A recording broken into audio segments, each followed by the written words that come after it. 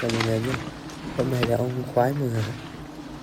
Hôm nay cái ba tổ vừa, nhưng mấy tổ ở dưới cao quá nên là mình không lấy được. Để hôm sau mình rủ thêm mấy người nữa này mình mới lấy.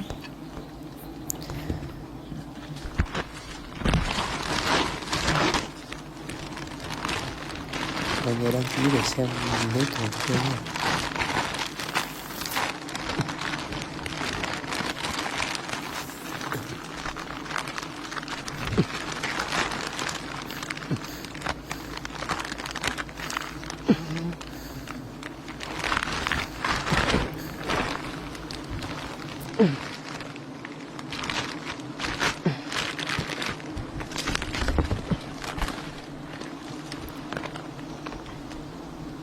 Chứ tầm 5-7 cân đó mọi người.